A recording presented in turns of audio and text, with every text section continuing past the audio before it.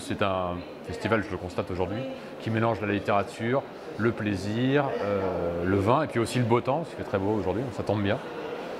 Et moi j'aime bien parce que ça nous change des salons monomaniaques où on parle que de vin ou que de bande dessinée. Là on est mélangé à des auteurs, à un public qui vient chercher des choses assez différentes et en fait les gens me posent des questions très différentes. Il y a des gens qui viennent me parler de mes bandes dessinées, comme ceux que j'avais vus autrefois à Bordeaux ou en Bourgogne. Et puis il y a ceux qui viennent me parler de choses plus générales, d'économie, de politique. C'est assez marrant quoi, en fait, les discussions, c'est assez étonnant. Puis il y a aussi pas mal de jeunes, beaucoup plus de jeunes. Il y a moins de passionnés obsédés par la bande dessinée et le vin, plus de grand public. Et ça j'aime bien. Au départ on voulait, on a je crois réussi, à introduire le vin dans la bande dessinée, c'est-à-dire faire accéder au grand public aux enjeux économiques, politiques et viticoles que représente la filière vin.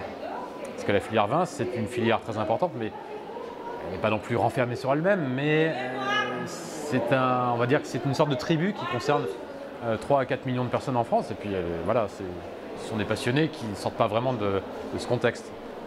Avec ces bandes dessinées, on peut toucher des gens qui ne connaissaient pas bien le milieu, qui ne connaissaient pas bien le vin, encore moins la dégustation. Hein, vous savez, les dégustations au verre à la française. Bon.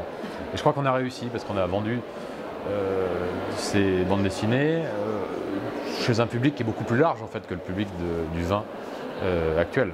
Je ne suis pas un grand connaisseur de vin, mais j'aime bien déguster. Je bois exclusivement du vin rouge et j'ai pas de souvenirs. J'aime bien le Madiran, j'aime bien les vins italiens, j'adore le Valpolicella. Voilà, mais je ne suis pas un grand connaisseur de vin. Ah bah pour moi, faire un vin, c'est un art. J'ai vu récemment le film avec Laurent Deutsch et Nils Arestrup.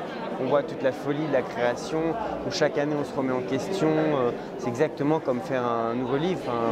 Voilà, c'est pas parce qu'on a fait un bon vin ou qu'on a réussi à faire un livre que voilà, on est en remise en question en permanence. C'est une question de sensation, de travail, un peu de chance, de hasard.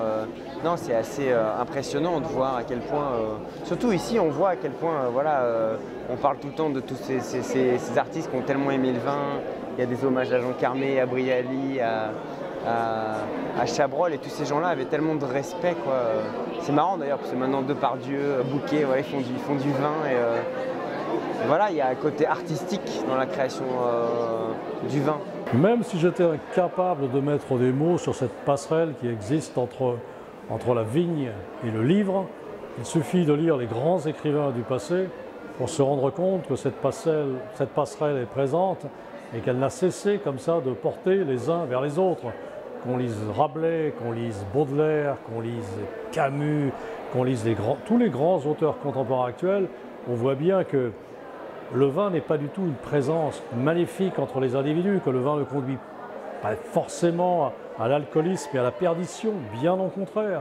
On ne peut pas imaginer une belle réunion humaine, hein, sous nos latitudes, sous le climat, sans que le vin soit présent. De la même manière que le livre tisse une relation extrêmement subtile et nécessaire entre les individus, ou bien entre soi-même et l'existence. Il est important que les choses restent un tant soit peu secrètes, comme ça, les accords secrets entre les choses, c'est très important. Et il n'y a pas de doute que entre le vin et le livre, il y a des accords secrets, mais nécessaires, et c'est cela qui fait qu'on aime la vie. Incontestablement, je suis vraiment quelqu'un qui aime le vin, mais autant par appétit physique et gastronomique que par appétit culturel. Il n'y a aucun doute que dans une manifestation comme celle de Saumur, qui réunit à la fois des écrivains et des amateurs de vin, on se rend parfaitement compte que le vin est une passerelle entre les individus, entre les êtres humains, et que même si on ne se connaît pas à 5 heures, à 5h05, parce qu'on a trinqué ensemble, parce qu'on a partagé quelques sentiments par rapport au vin ou par rapport, je ne sais pas, à la table ou à la vie, on est en amitié avec les autres. De ce point de vue, donc, je considère le vin comme un ami.